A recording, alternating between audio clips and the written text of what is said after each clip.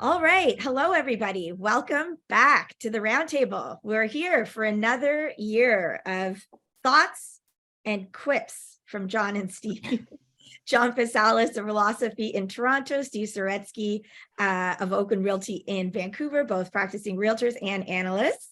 Hi, John. Hi, Steve. Hello, hello. Thanks for having us on. It's always fun. I'm sensing two moods here. Steve, you look like you're beaming to us from your man cave.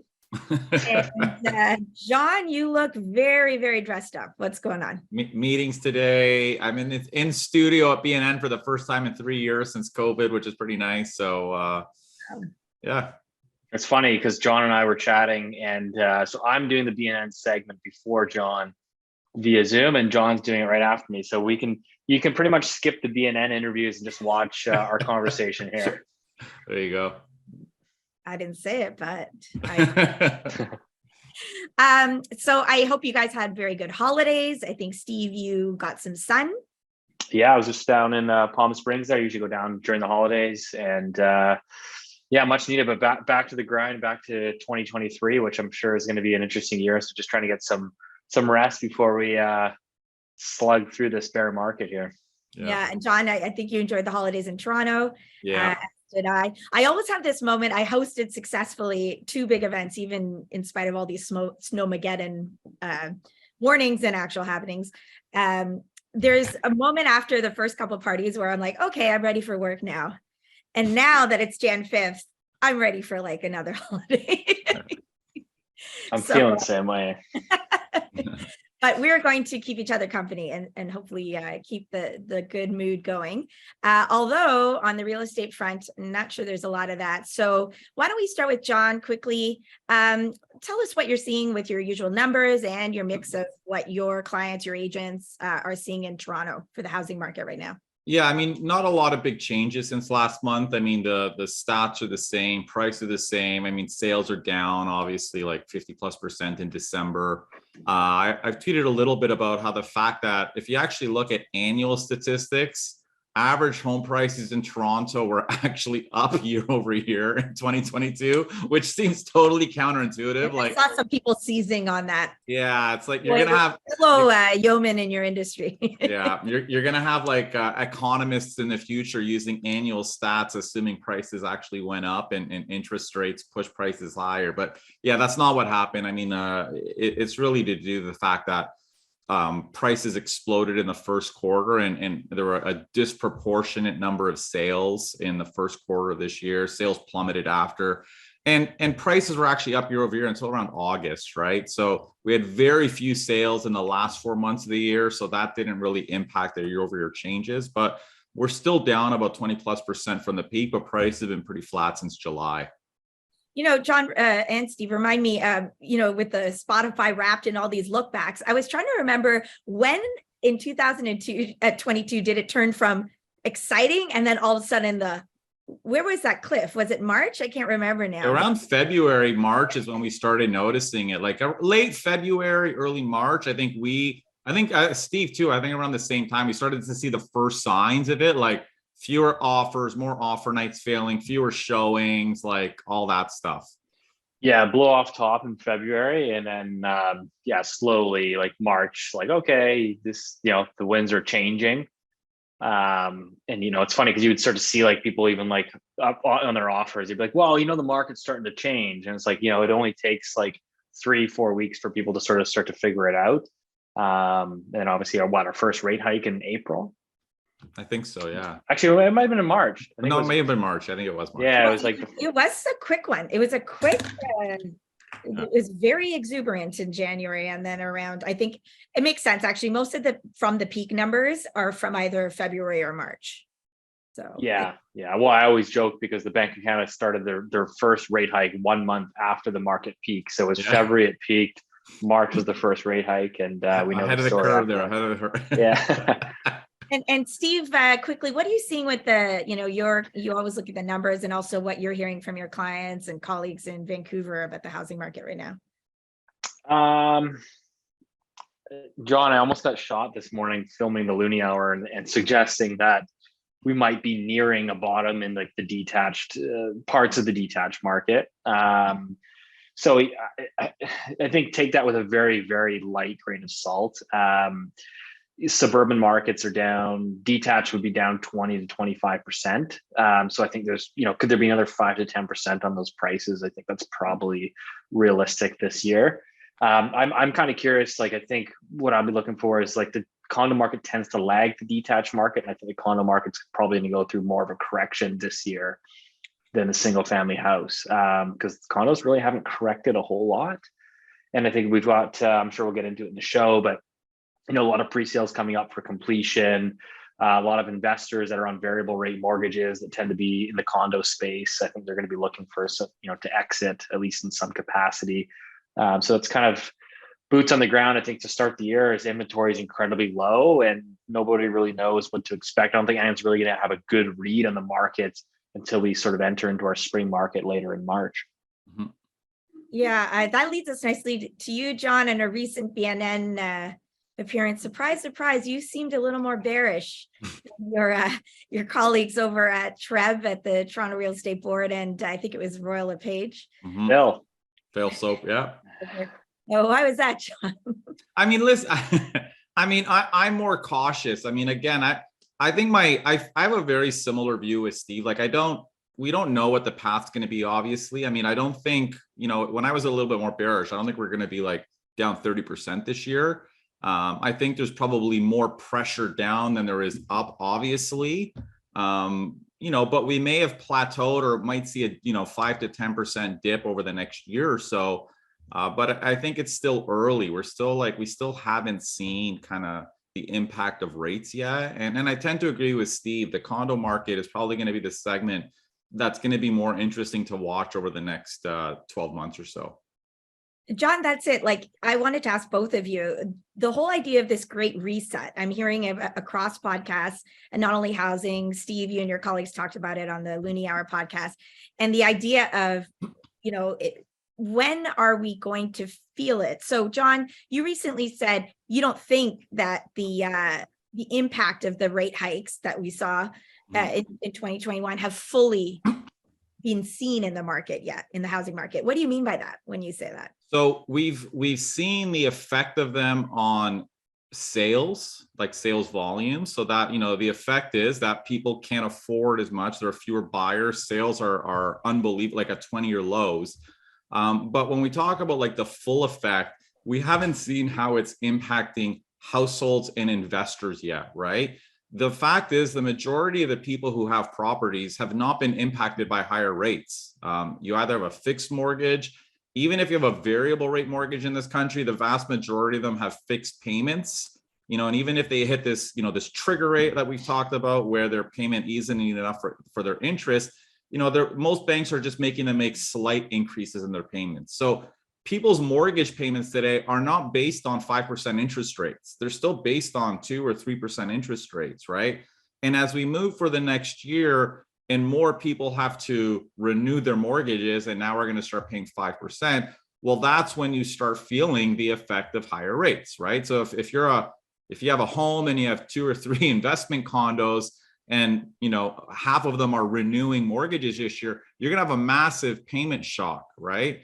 And to Steve's point, why I agree with him, why I think the condo market is going to be more interesting to watch, because if you think about like households being pressured financially, like the people who are more likely to sell and what they're most likely to sell are their investment properties, right? Like people aren't going to just dump the family home because their mortgage payment up by $1,000. They're going to buckle down and hold on to it. But if they're stressed financially, they're going to sell the investment property first, most likely, right? And not to say that they're going to be desperate sellers, right? They just are going to want to exit the market. To deleverage, to lower their costs, and to take some capital out. So, and that's probably potentially, and again, we don't know what's going to happen, but that's probably one of the things that we're going to be looking at. Are we going to start to see more investors just want to cash out? Because it's going to be very hard to make those condos work, even with higher rates, with rents at 5% interest rates, the numbers don't work. You're going to be bleeding cash. Steve, I think I heard you say something similar. I wanted to ask you about, you said, I think recently, that the market can't absorb 5% increase, the housing markets in Toronto, Vancouver, especially a 5% interest rate environment. So I'm wondering what you mean by that, if you can unpack that for us. And also, I think you mentioned as well to the Financial Post that you expected and have been hearing from condo investors looking to maybe start exiting. Yeah, I think if you look at 5% mortgages means you're stress tested at a minimum of 7%. It's about a 30%, give or take. It's about a 30% drop in purchasing power, and so that's why if you look at any of these like RBC affordability, charts, they're coming out and saying, well, this is the worst levels of affordability I think since I think on record are going back to at least 1980s. And so something has to give, right? I mean, like housing was unaffordable 12 months ago when we had crazy high prices and really low rates, and the reality is prices haven't dropped enough to offset the increase in your borrowing costs. So you've got about a 30% decline in purchasing power, yet prices have really realistically only come off on average, let's say 15% maybe. So either rates will have to come down or prices, I think, will have to come down more. And my bet is while rates, I think, will come down a little bit, I don't think they're going to come back down to 2%. Maybe we get mortgage rates in the 4s here at some point this year. I think that's probably the most realistic scenario. So I think that's really why you're seeing the market struggling with mortgage rates at 5%. I think it'll continue to do so until prices come lower or rates come down, or a combination of both. Right. So your point about the absorbing is something's going to change, basically. Yeah, something has to give, right? I mean, like we're just seeing like sales are really low, listings are quite low. Like people basically aren't really wanting to transact in this environment. So to sort of get the market sort of unglued, I think it's just going to take a combination of slightly lower prices and people just adjusting as well to the new rate environment, which is unlikely, it seems, to go back to sort of these 1.5% mortgages anytime soon.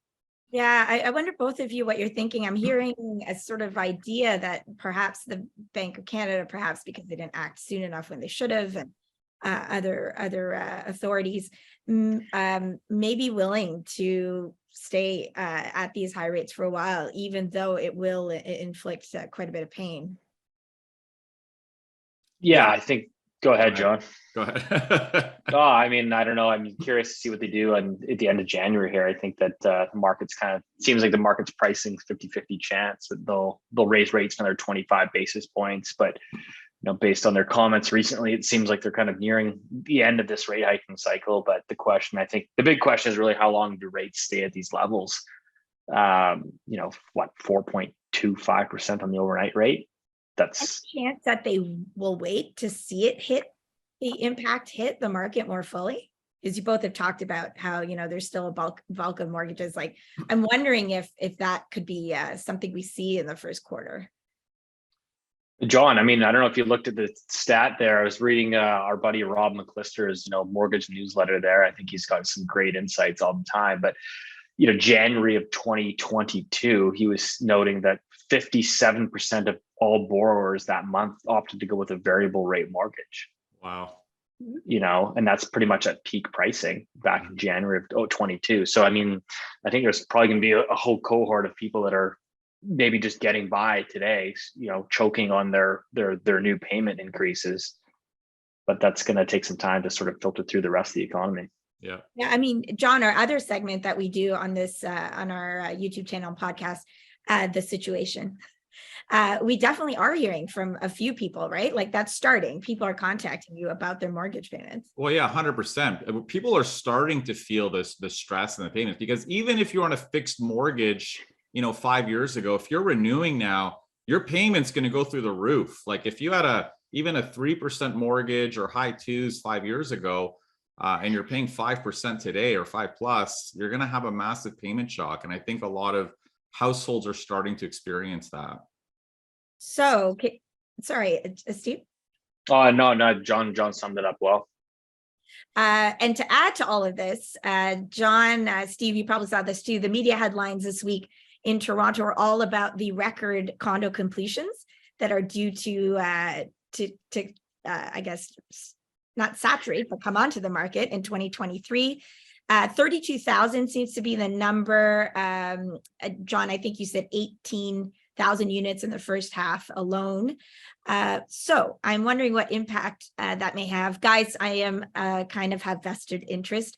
I start every morning with my first cup of coffee looking out over the skyline at buildings that are almost completed. And I'm just wondering if any of them will throw up assignment sales of 50% discounts or more. So I'm wondering, am I misusing my coffee time? Because the experts say I should be like journaling my gratitude, not circling over the Toronto skyline like a vulture. I mean, I don't think you're going to see massive discounts. Like, I think what's happening right now is a lot of the completions this year in Toronto, at least, are condos that were bought in 2018 or 2019, before this big run up in prices. And even with some decline in the condo market this past year, most of those investors are doing okay. Like that, the condo market, assignment market, and the issues of pre-construction is very different from low rise, which I think we talked about. Low rise, the problem is those people bought just before the peak, and the price, the value of the home that they bought is actually below what they paid for it, right? So that's the problem that the low rise buyers have and the low rise investors have. They paid 1.6 million for a home that is now worth only 1.2 or 1.3, right?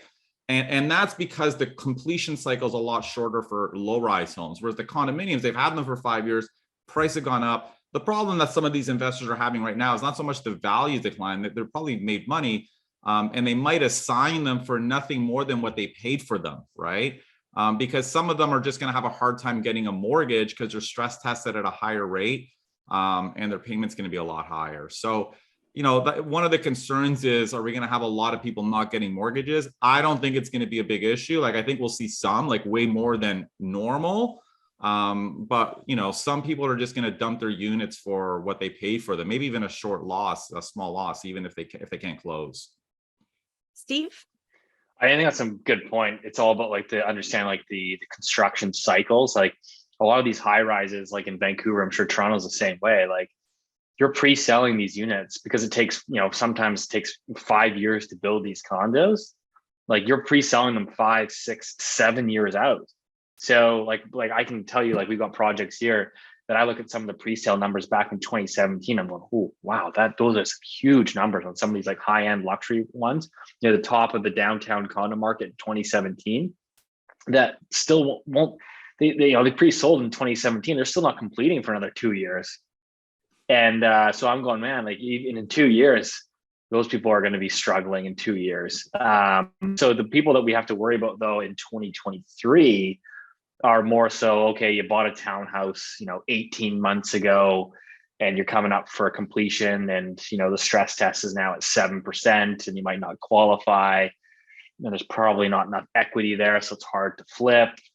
Same thing, we don't have a ton of detached pre-sale homes in Greater Vancouver. We just don't build them anymore. It's just too unaffordable, too expensive. So yeah, I mean, most of these condo projects that are coming to completion, to John's point, I think are still mostly in the green. Again, it is project specific, and that's why we always talk about pre-sales. Like you really got to be careful about which ones you're getting into. Interesting. And that sort of chimes with something that a friend of show, Ron Butler, recently tweeted. Many won't qualify for mortgages.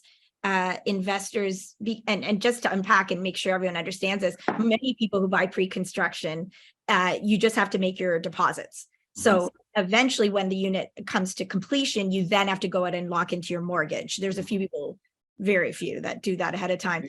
So the feeling is, well, how many of these people can't qualify at these higher rates or never could actually, even at the lower rates? Because there is a bunch like that too. They just expected to be able to flip the contract, is what we call the assignment, to somebody else and get the benefit of that appreciation. So that's a formula that's worked for a while, especially Toronto and Vancouver.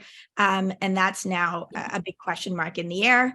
But Ron reminds us that mostly it gets resolved because sorry to interrupt there. I was just gonna say, I mean, if you've got enough equity, like there we go, dark.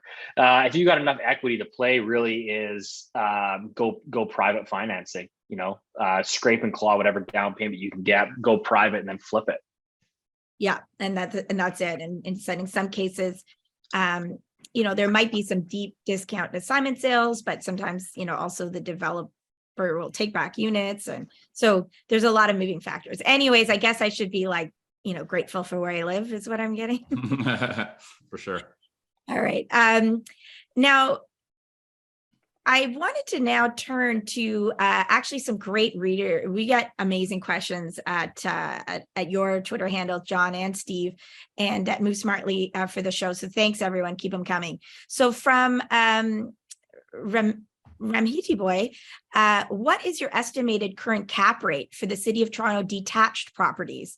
And where do you see cap rates for this segment settle by the end of 2023, so this year, and then 2024? Thank you. So John. Oh man, cap rates are terrible. Like you're not buying a detached home for the cap rate. Like you're lucky if you're getting 4% gross on your rent. You're lucky if you're getting 4%.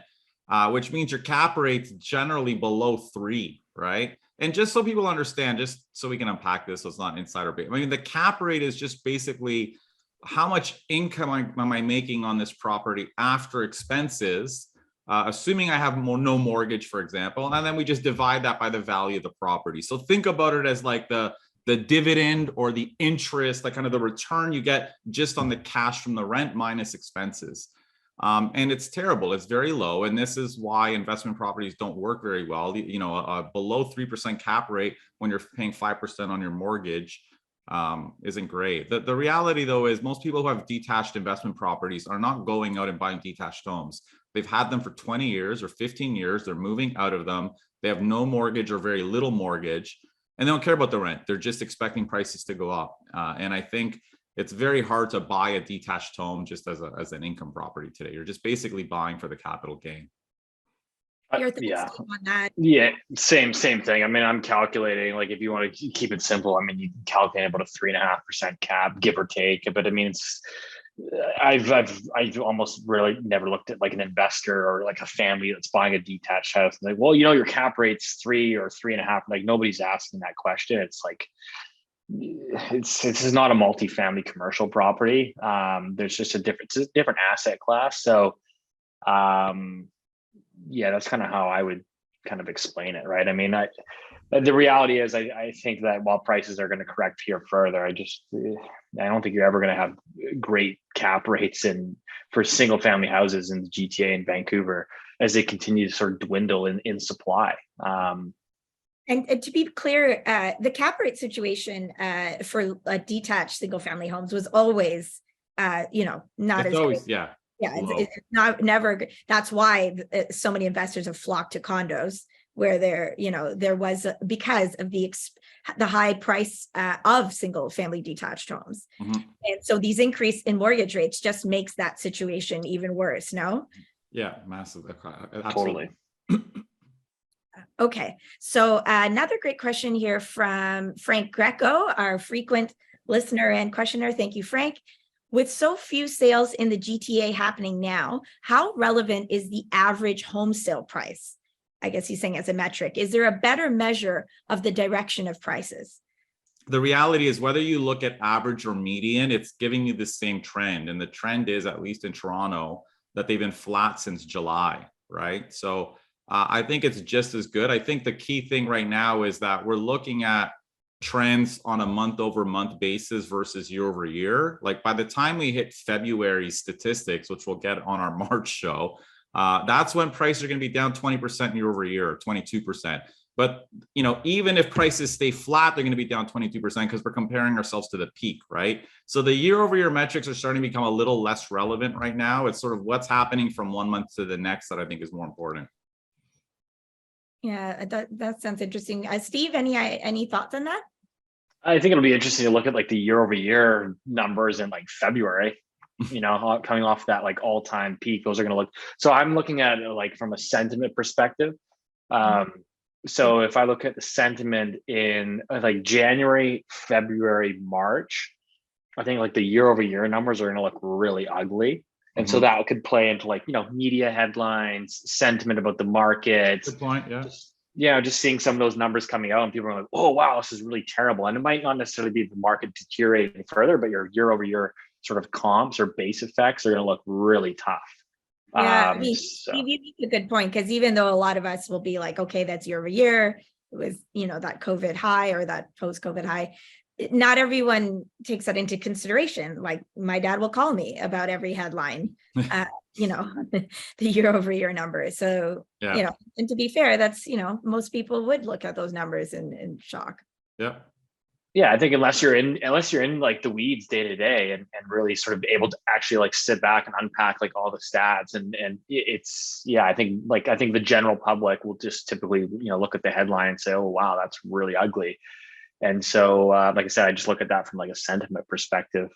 So I think it's hard to imagine the market looking any better in the next 3 months, right? I think that things probably continue to sort of grind lower, yeah, but we'll get some clarity from the Bank of Canada. I think we'll get some clarity once the spring market starts to unfold in March and April. How do listings look? How is buyer activity? How is the sentiment? That will be the next sort of eye-opening, I think. Mm-hmm. So that's, you work, both of you, extensively with clients. And is that your experience? Like you'll see a headline come out and then, do you have clients or couples say to you, okay, you know what, we're going to take a break. We're already thinking about, taking a break from looking at things for a while just to see how the market turns out. And it turns out I have a, upcoming wedding, whatever. So, I'll talk to you in 2 or 3 months. Like, do you see that when these big headlines come out? I see that. Yeah. I see people like just feeling sometimes, and it's not even always just the headline. I mean, part of it is the headline. The pessimism might make people feel like maybe price will be lower. Again, these are the buyers who are probably renting, are not in a rush to buy. You know what I mean? A lot of our clients, at least in our office the past 6 months, are people that just needed to buy a house. Like they're having a kid, they're relocating or whatever. They just need to buy. Whereas the ones that are more patient for sure, are renting, and some of them are still hopeful and just sitting on the sidelines waiting for prices to dip a little bit. So, or hoping that prices are going to fall further. And is it an optimistic feeling, or is it fearful that they're afraid that if they buy now, it'll fall more? I personally don't see a ton of fear in the market right now. Like I think most people, even the people who are buying, realize that prices might dip next year or this year, another 5-10%.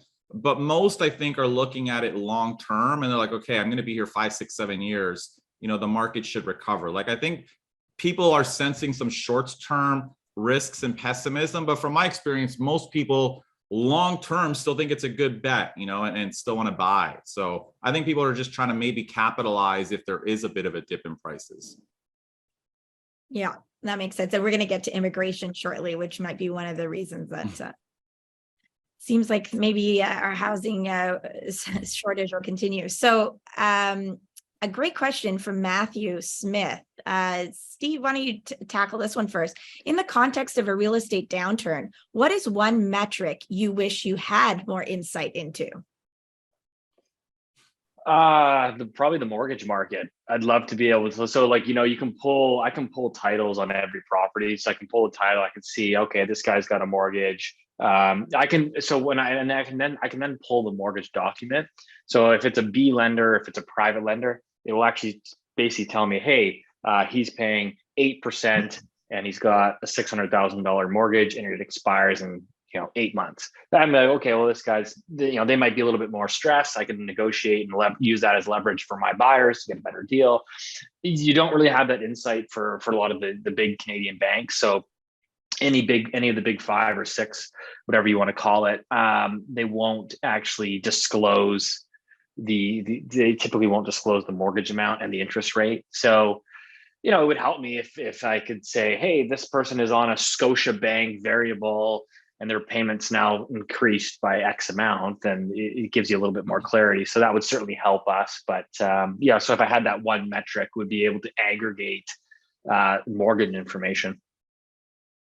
That's interesting. Yeah, that would be that would be helpful. I mean, here you can get some insight into people if they have multiple mortgages, like seconds and thirds, which is a good way of measuring distress, because if they have a first mortgage, it's not always a good indicator, because a lot of times banks will just set the mortgage amount as a total value if you got like HELOCs and stuff like that, and then the interest rate doesn't always represent what you're paying. But If people have seconds and thirds on their land registry, then yeah, that's a good sign of distress. I mean, that's a good question. I mean, I'd probably say more insight personally into the pre-construction market, I think would be very interesting, because there are a lot of investors. There's a lot of pressure. You can't see what you can't see, like they can't advertise them in Ontario. So anyone who wants to flip a pre-con property cannot post them on the MLS. They do them like through networks of agents, through private groups. So having some more insight into that, I think, would be pretty interesting and pretty important. Is John, that assignment sales, right? Like assignment sales, yeah. Is that a hard line? Is that like no assignments whatsoever in the GTA? Because in the greater Vancouver area, I would say probably half the developers won't allow you to post it on the MLS. But there is a decent chunk of developers that will allow you to list on the MLS. So I actually have been able to put together some data to sort of scrape and figure out what how many assignments are listed on the MLS, and it is actually quite high today. That's interesting. I've seen them in the past, like some builders might, but the vast majority don't want it right now. And I think one of the reasons is, you know, they're worried. They in many cases they still have inventory, right? So they don't want investors selling for less than what they're trying to sell for, and they don't want to be competing with investors who are trying to flip their units either, right? So it kind of benefits the builder to not allow people to advertise them until they actually take possession. So there are a lot of reasons why they don't. I was actually chatting with a developer here, and you know, they were saying, you know, it was inquiring for a client, and it was like they had basically pre-sold. I think they had like 150 units, and they had pre-sold everything except for like 10 units. And the project completes in like 8-9 months or whatever. It's all in the green, like, but they're like, oh, you know, we'd be kind of interested in like assigning our unit. We've got a friend that would be interested in just buying it like off market from us and assigning it, right? Like no assignments whatsoever until we sell like the remaining units. I was like, well, how many units do you have left? And I'm like, well, we've only got 10. I was like, seriously, you've sold like 95% of your building, and you won't let an off market trend. So this is kind of like understanding the illiquidity of these products at times is important. I think it'll be a learning lesson, obviously. And for clarity for listeners, the reason they can do that is because the investor doesn't own the unit yet. They have the contract, right? So the contract to buy thing we keep talking about. You don't own it. You don't own it yet. So contract to buy it when it's finished. And so they can subject you. And usually what happens is if you do try to advertise it, the developer will get in touch with you and, you know, take it down. Yeah. Like, okay, let's move quickly through the last few topics because I don't want to miss them. Some real estate policy changes are really making the news. Steve, British Columbia has introduced a new cooling off period for buyers who make an offer on a home with no conditions. So can you unpack what exactly this is and what you think of this policy change? I mean, it's kind of funny, you know, it's called a cooling off period, and we're in a pretty cool market right now. So, you know, the government always comes out with policies after the fact, similar to the Bank of Canada raising rates after the housing market peaked. It's basically every offer now how it comes with like a rescission period. So, you know, it's similar to like when you buy a pre-construction, you always get 7 days to review the developer's disclosure statement and sort of do some due diligence and whatnot. So you now get a mandatory 3 days where you can back out. So there's basically no such thing anymore as like a no conditions subject free offer. Those don't exist anymore. So the idea is to give like the consumer more protection. However, like now every offer basically has subject conditions. Like you're almost, the only thing you can really compete now is on the price with another buyer. So it's not really going to do anything to sort of improve affordability in the market. Again, it's going to give an unsophisticated buyer a bit more time to sort of do some due diligence. But, you know, I always look at it like, okay, well, like pros and cons, for example, like if you're a home builder now who's been buying single family houses for 20 years, bulldozing them and building brand new ones to sell, they don't need conditions, right? They're buying old houses. They've been doing this for 20 years. They want to come in with a lower offer, all cash, and get the best deal possible. They're the clear losers in this scenario. I think maybe a winner is a first-time home buyer, I suppose, that can kind of do proper due diligence. But I mean, for us and our clients, we always did proper due diligence. Even if you're competing in multiple offers, like a lot of the times we'd still do a pre-inspection. We'd still get through all the strata documentation. We still confirm our financing with our mortgage broker prior to writing an offer.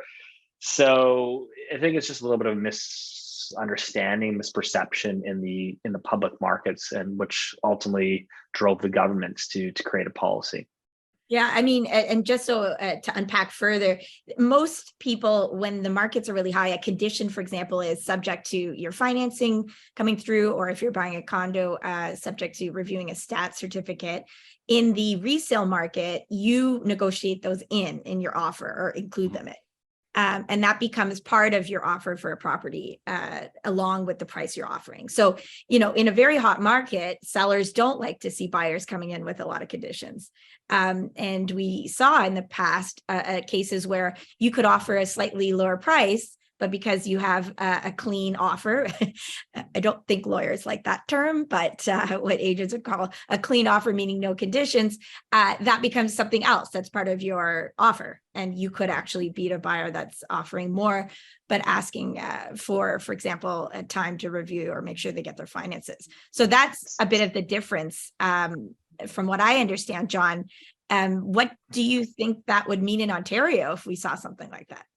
I mean, not to get into it too much. I mean, it's like Steve said, the winners are probably first-time buyers. I mean, the losers for sure are sellers. I mean, imagine you've already bought a home and you need to sell your current home, and people can just keep backing out of the deal. And you have an offer night, you have a marketing period, you get lots of offers, you sell it, that person backs out, and then you got to relist it, and to get offers again. Like, it's a bit, I don't know. It would be interesting if they did that in Toronto. I mean, the market will adjust, but. Yeah, we always say, like, especially if you're a seller, it's like, hey, we've already bought a property, we want to sell it. Like, we just want something clean. We want to get it done. Exactly. So let's price it a little bit lower so we can get 3-4 offers, and hopefully at least one of those 4 will have like no conditions, so we can be done, we can move on, and we have some peace of mind. So like if I'm the listing agent, I get like, it's $1 million property and I got 4 offers. And only one of the 4 is subject free, no conditions, but that one is say $15,000 less. I'm encouraging that seller to leave $15,000 on the table and get the deal done, peace of mind, move on, and everybody's happy. And so a lot of times that's typically what you see the seller do. They'll say, you know what, yeah, I'm willing to leave $10,000, $15,000, $20,000 on the table to have the sure thing. I don't want to be tied up for 3, 4, 5, 6 days, only for the buyer to get cold feet or not be able to get financing. And then I'm back to square one, having to relist the property and go through the same process. Yeah. So maybe it's a cold feet period now. But, cold feet period. That's good. I like that. Yeah. All right. So quickly, I know that you both are rushing off to interviews. So let's just talk about the foreign buyer ban that Canada has introduced. I believe it's a 2-year ban. It's come into effect Jan 1st. John, can you quickly explain the ban and, who and what kind of properties it includes, and then what you think about, what impact it would have?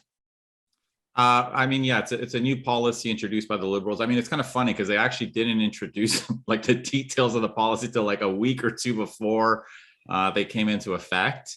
Mainly impacting, regular single family homes, not intended to target like recreational properties and stuff like that. And it's really basically a ban on non-residents. So if the owner or one of the owners is a non-resident, or if it's a foreign corporation, they can't buy. I mean, the reality is it's not even a ban. If you get caught doing it, I think you get fined, and the lawyer gets fined like 10 grand. So it's not exactly a ban, but the bigger issue is right now, pure non-resident investing is not, it has slowed down because both BC and Ontario have foreign buyers taxes that are intended to target that.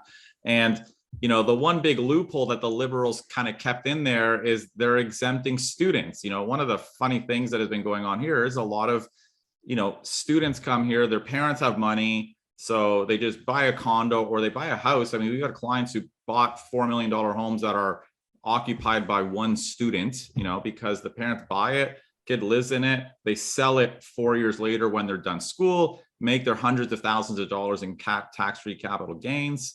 and cover the tuition, and they move on, right? So they're exempting students from this, which is silly. But again, I think it's not going to have much of an impact because BC and Ontario already have policies that are geared towards targeting that. So that are in some ways, at least Ontario, a little bit more strict. Yeah, Steve. Exempt foreign workers too. Oh yeah. Yeah. So I mean, but I look at it and say, like, I think, what was the latest statistic? We added over 800,000 people in the last 12 months. I think half of those were I think 2/3 actually. Anyway, the stat was mind blowing. A huge chunk of those people were non-permanent residents, which is basically students and foreign workers. So like the policy in Canada is basically add as many people as you can to the country. And so you can't say to a foreign worker and foreign student, hey, we want everyone to come over here, come over here, come over here. Oh, and by the way, you can't buy housing. So the policy is I think they've clearly intentionally put those loopholes in there because like their whole policy mandate seems to be just immigrate more people. And so it's not really shocking that they've gone ahead and left these loopholes. Again, it's all politics. It's kind of the sad reality of politics and politicians. I mean, it's the same government for the last 5 years that was saying foreign buyers were a non-issue. Mm-hmm. And now that the political fire is against their feet, that's okay. Let's bring this thing in. So it's always ironic, the timing. Again, we're going into this, like, we're in this bear market. National house prices are down 15%, and you've got this foreign buyer ban that comes in. So the horse has already left the barn. Yeah.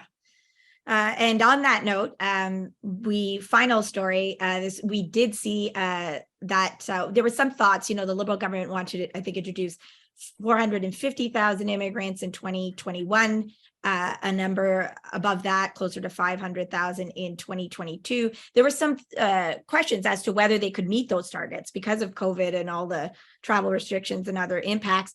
And we just heard last week they did. They hit those targets. The immigration minister announced that.